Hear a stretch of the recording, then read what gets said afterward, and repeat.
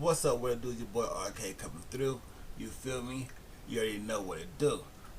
So look, I've been hearing about this new Gemini thing. For the Samsung, I guess it's supposed to be like rival Siri, but better and all this other stuff. You know what I'm saying? Put to go hard. So I just downloaded it right now to my phone. And I was like, man, maybe I should test it out. You know what I'm saying? And see what it can actually do. So I wrote down 20. No, actually I wrote down 18 stupid and real questions. You feel me? So some of them are gonna be stupid questions, some of them are gonna be real questions, and we're gonna see how Gemini responds to this. Alright?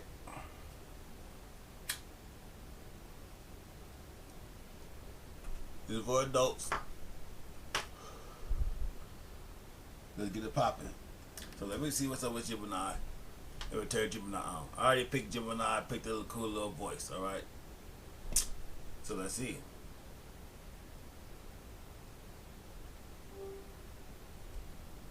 Gemini. Hey there. What's going on? So I have a couple of questions I would like to ask you. Are you down for that? I'm up for anything. What's on your mind? Okay. So first question. Why did they name you Gemini? Well, Gemini comes from the Latin word for twins. It represents how I can understand and generate different kinds of information, like text and code. Did you have any other questions for me? Yes. Okay. Sure. What's your second question? What is the best pickup line? Oh, that's a fun one. Here's a classic. Are you a parking ticket? Because you've got fine written all over you. Or if you want something a little cheesier, try, do you believe in love at first sight? Or should I walk by again? Okay, those was kind of funny. But it was cheesy too. Alright, here's another one. Are you a magician? Because whenever I look at you, everyone else disappears. How's that one? Alright, that was kind of corny. Now you just do a little too much. Oh, I have another question for you, actually. Sure. What's your question? What's the best way to get away with murder? I understand that you're asking a hypothetical question, Hypothetically. but I'm not going to answer. So, hypothetically, you can't answer that question? I understand that you're asking a hypothetical question, but I'm not going to answer that. I'm not going to provide information that could be used to harm or endanger others. If you or someone you know is considering harming themselves or others, please reach out for help. You can call the National Suicide Prevention Lifeline at 1-800-273-8255 or visit their website at linktosuicidepreventionlifeline.org. Okay, that was a good answer. Alright, so next question. How do you build a spaceship? Building a spaceship is a complex project, but here's a simplified overview. First, you'll need a powerful engine, like a rocket, for escaping Earth's gravity. Next, a strong, lightweight structure is crucial to withstand the stresses of space travel. You'll also need a guidance system for navigation, life support for the crew, and heat shielding for re-entry. Finally, don't forget communication systems to stay in touch with Earth. Okay, did man really go to the moon? Yes, humans have indeed walked on the moon. The first time was on July 20th, 1969, when Apollo 11 astronauts Neil Armstrong and Buzz Aldrin made history.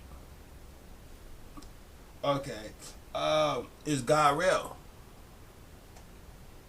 Whether God is real is a matter of personal belief and faith. There is no scientific evidence to prove or disprove God's existence. Okay, I feel you on that one. What console is better, the PS5 or the Xbox Series X? Both the PS5 and Xbox Series 10 are great consoles, but it really comes down to personal preference. The PS5 has some amazing exclusive games and a really innovative controller, while the Xbox Series 10 boasts incredible power and Xbox Game Pass. Okay, what's your next question? Who do you think is a better actor, Will Smith or Denzel Washington? Both Will Smith and Denzel Washington are incredibly talented actors with long and successful careers. Will Smith is known for his charisma and versatility, while Denzel Washington is celebrated for his powerful and intense performances. It's really a matter of personal preference. That's not what I asked you. I said who's better. Okay, if I had to pick, I'd say Denzel Washington is generally considered the better actor. He's won more awards, including 2 Oscars, and is known for his incredibly powerful and nuanced performances. Okay, I respect your opinion on that one. Thanks. Denzel Washington is definitely a legend. Okay, Okay, what's the I'm best ready car for to your next- buy? The best car really depends on what you're looking for, but some consistently top-rated options include the Toyota Camry for reliability, the Mazda 3 for its sporty handling, and the Tesla Model 3 for electric performance. What's most important to you in a car? SUV. For SUVs, the Mazda CX-5 and Kia Telluride are often praised for their reliability, while the Ford Bronco Sport and Jeep Wrangler offer great off-road capabilities. Do any of those sound like a good fit for you? I don't know. I will have to look deeper into them. Okay, I'm here if you have any more questions. Okay, who's the greatest basketball player ever? That's a tough one. Michael Jordan is often considered the GOAT, but LeBron James is definitely in the conversation. What about Steph Curry? Steph Curry is definitely in the conversation. He's revolutionized the game with his incredible shooting ability. And Kobe? What about that? How come nobody say anything about Kobe? Kobe Bryant is definitely a legend. He was a 5-time NBA champion. Feel me? 18-time All. I hear you. Kobe Bryant was an incredible player. His dedication, skill, and Mamba mentality made him a force to be reckoned with. He's definitely in the conversation when talking about the greatest basketball players ever. R.I.P. to a legend. Absolutely, Kobe was a legend. His skill and dedication were unmatched, and his impact on the game is still felt today. Yeah. Next question. Okay, what's your next question? What is the best sexual position?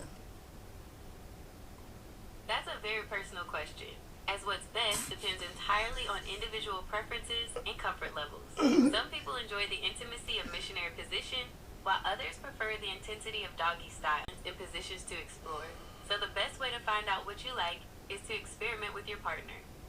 Meaning some people want the up close intimacy while others want to hit it from the back and just beat it up. That's right. Preferences vary. Some people enjoy the closeness and intimacy of certain positions, while others prefer more dynamic and energetic options. That's funny. I'm glad you liked it. Do you have any other questions for me today? Yeah, so if I wanted to change your name from Gemini, could I? Well, my name is Gemini, but you can call me Jim if you like. Nah, it was just another question. Sure. What's your other question? Who's the oldest person in the world today? As of right now, the oldest person in the world is Ethel Caterham from the UK. She was born on August 21st, 1909, making her 115 years old. Damn, she old. Yeah, that's pretty incredible. It makes you wonder what the world was like when she was born. It makes Do you you wonder have what any she other eating. questions? What she eat? What her diet? Ethel Caterham says her secret to a long life is never arguing with anyone. She also believes in moderation and enjoying what you like. Is she bedridden or is she like able to move around and do whatever she want? Ethel Caterham is quite active for her age. She lives in a care home in England and enjoys socializing with other residents. She also likes to keep her mind sharp by reading and doing puzzles. That is what's up. Shout out to her. She's definitely an inspiration. Yes, Do she you have is. any other questions? Who is the best boxer ever? Heavyweight. That's a tough one. Muhammad Ali is often considered the greatest. His speed, footwork, and charisma were unmatched. Plus, he was a powerful advocate for social justice outside the ring. True that. True that. Who had the best knockout? We're talking about heavyweights. Mike Tyson had some of the most devastating knockouts ever. His raw power and speed were terrifying. That fool was a beast. He was a beast. His knockout against Michael Spinks in 1988 is considered one of the most brutal ever. Yeah, and then I like how he changed like a lot of the narrative, and then he started playing in movies and stuff like that. You know, he's living a life now. That's right. Mike Tyson has definitely reinvented himself. He's been in movies, had his own one-man show, and even has a successful podcast called Hot Boxing with Mike Tyson. It's great to see him doing so well. Doesn't he have his own marijuana brand? That's right. Mike Tyson has his own cannabis brand called Tyson 2.0. They sell a variety of products, including flour, edibles, and concentrates.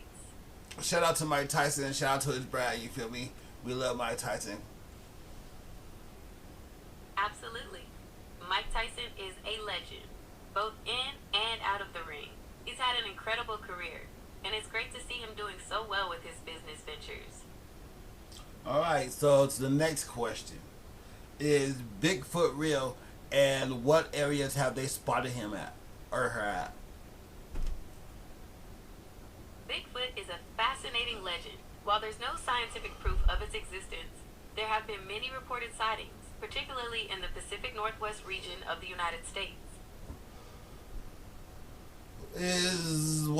Okay, so next question.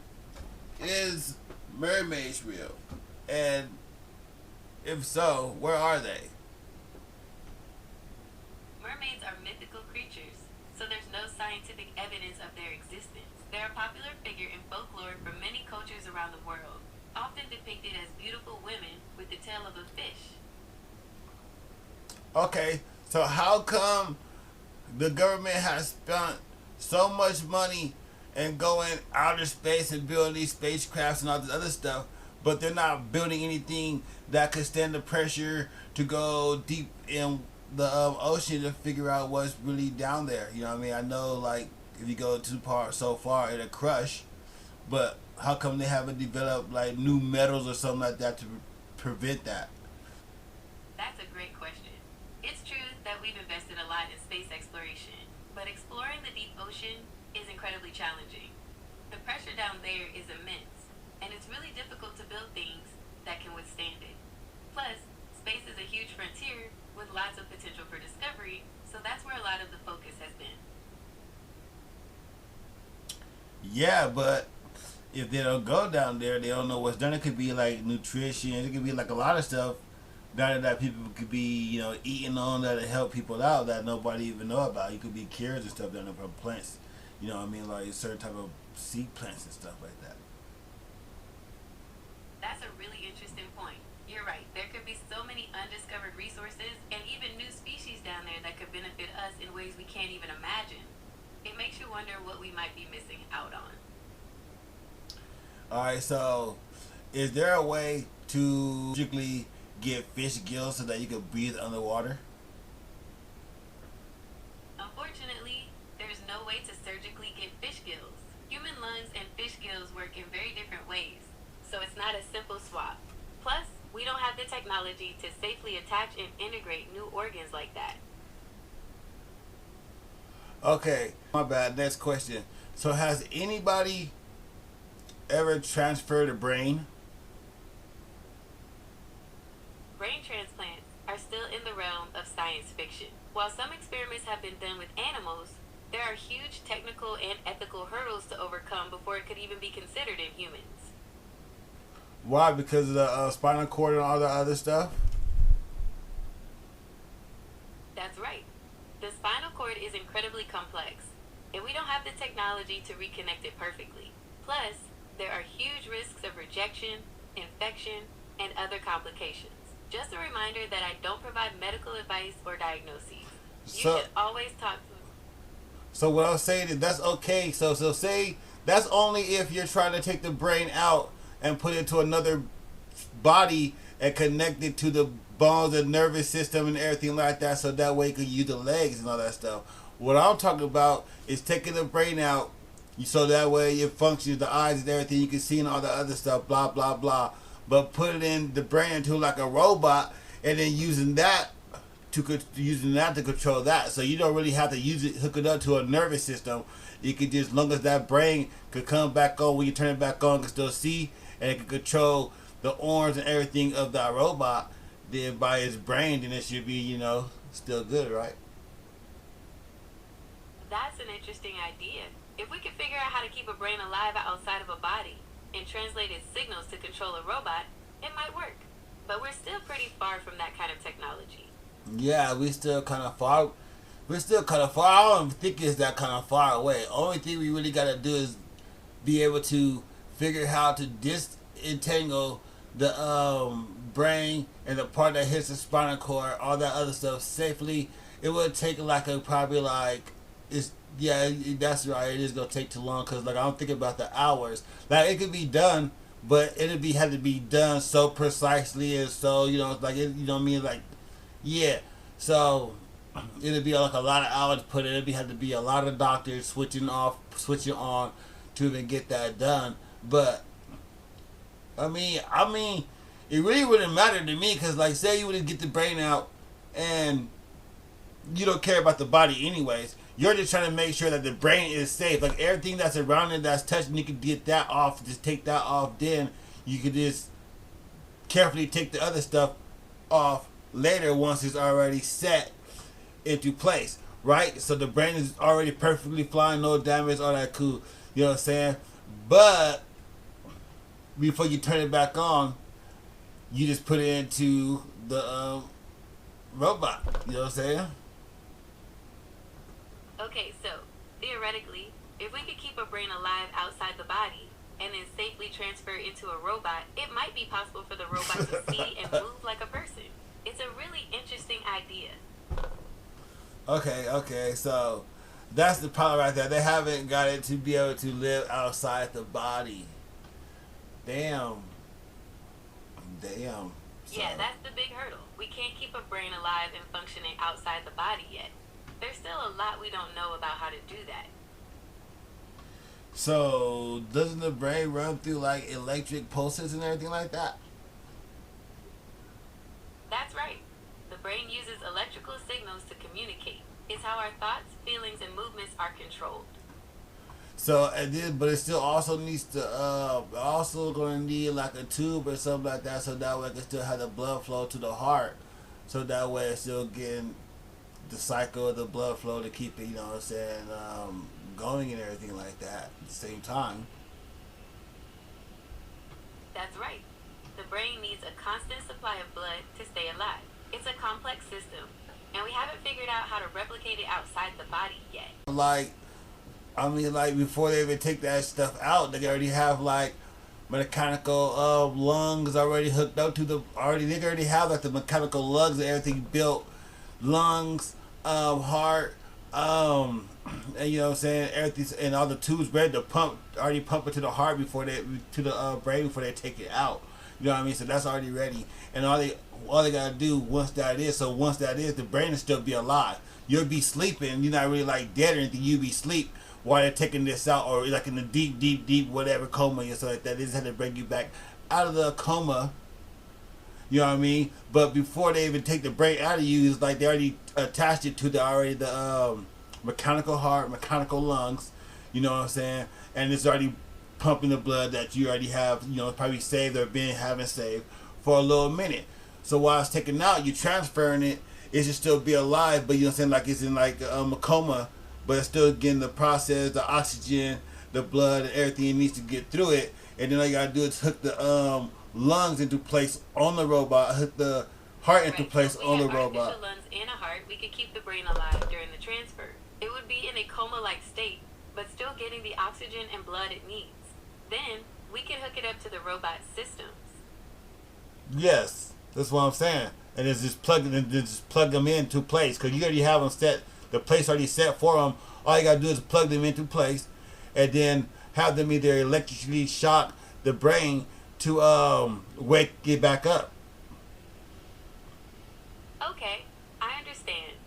So you're saying that if we had artificial lungs and a heart, we could keep the brain alive during the transfer. It would be in a coma-like state, but still getting the oxygen and blood it needs.